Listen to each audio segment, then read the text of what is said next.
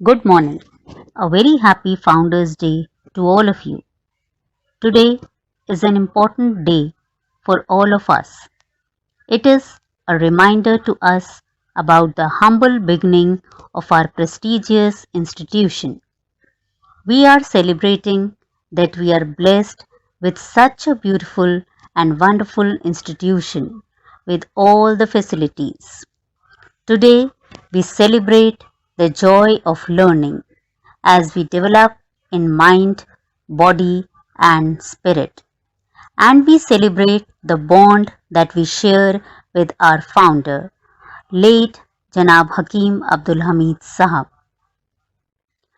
Someone has rightly said, the things you do for yourself are gone when you are gone, but the things you do for others remain as your legacy. So, dear children, it is our responsibility to keep up the legacy of Janab Hakim Abdul Hamid Sahab. Once again, a very happy Founders Day to all of you. Thank you. मैं अकेला ही चला था जानिबे मंजिल, मगर लोग साथ आते गए और कारवां बनता गया।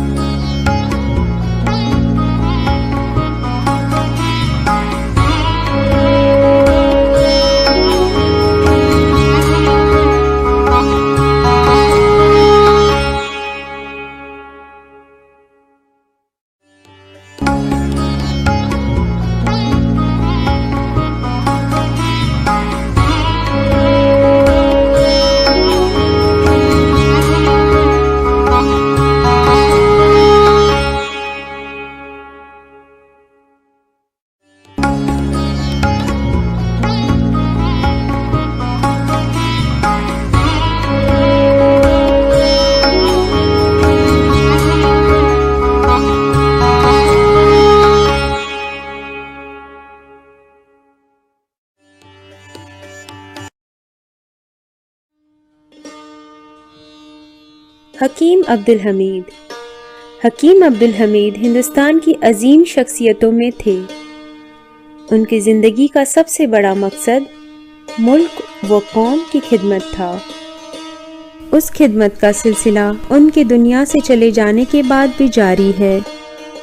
हकीम साहब 1908 में दिल्ली में पैदा हुए।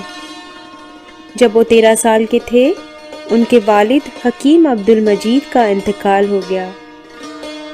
हिंदुस्तान का मशहूर हमदर्द दवाखाना उन्हीं का कायम किया हुआ है। वालिद के इंतकाल के बाद इस दवाखाने की जिम्मेदारी कम उम्री ही में अब्दुल हमीद के कंधे पर आ पड़ी। उन्होंने अपनी मेहनत और लगन से इस छोटे से दवाखाने को बुलंदियों तक पहुंचा दिया।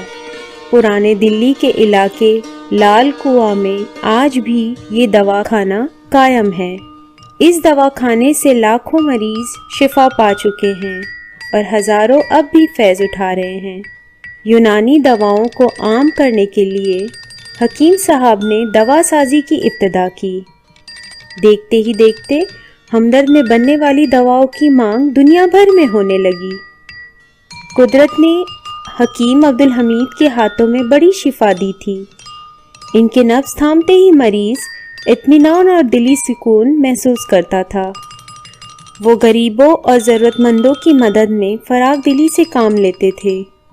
हमदर्द दवाखाने से उन्हें मुफ्त दवाइयाँ मिलती थीं। हकीम साहब की अवामी खिदमत सिर्फ दवा इलाज ही तक महदूद नहीं रही। उन्होंने हिंदुस्तानी मुसलमानों की समाजी और तालीमी पसमानदगी दूर करने के लिए जामा हमदर्द की बुनियाद डाली, जिसमें स्कूल से लेकर यूनिवर्सिटी की सतह तक की तालीम का उम्दा इंतज़ाम किया गया है। उन्होंने मुकाबले के इम्तिहानों के लिए हमदर्द स्टडी सर्कल कायम किया। इससे फ़ायदा उठाकर बहुत से तुलबा सिविल सर्विस यानी आला सरकारी ओहदों के इम्तिहानात में कामयाब हो चुके हैं। उन्होंने उर्दू की तरक्की और इल्मी अदबी सरगर्मियों के लिए बस्ती हज़रत निज़ामुद्दीन औलिया में गालिब एकेडमी कायम की। हकीम साहब के मिजाज में बहुत ज़्यादा सादगी थी। माल और दौलत के बावजूद एक छोटे से कमरे में रहते थे।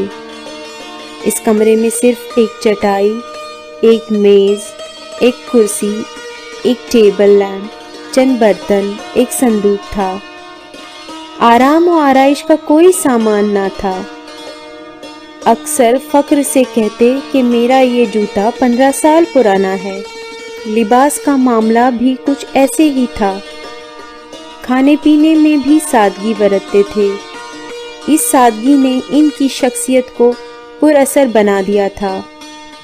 हकीम साहब बहुत कम बोलते थे। गैर ज़रूरी बातें बिल्कुल ना करते। जो बात करते वो मुकम्मल और जामा होती थी।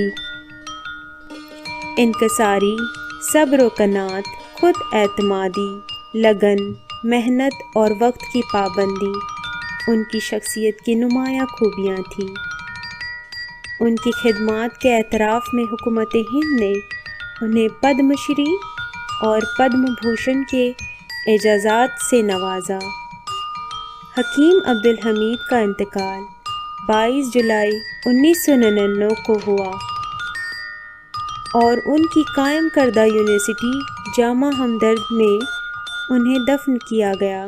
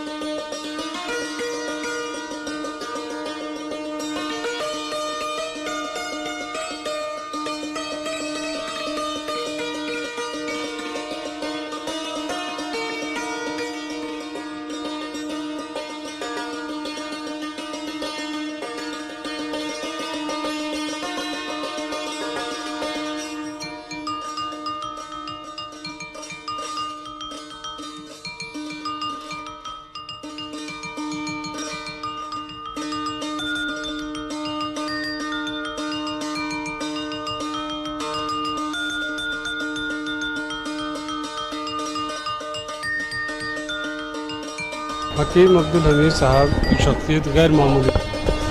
उन्होंने कारोबार किया और कारोबार हर आदमी करता है। उससे जो इनकम होती है उन्होंने वो सारा का सारा कौम पर खर्च किया। उनका एक विज़न था ज़िंदगी का, जीने का। जिस सादगी से वो रहते थे, जिस सादगी से वो सारा काम करते थे, वो बहुत गैर मामूली था, हर आदमी में नहीं हो सकता।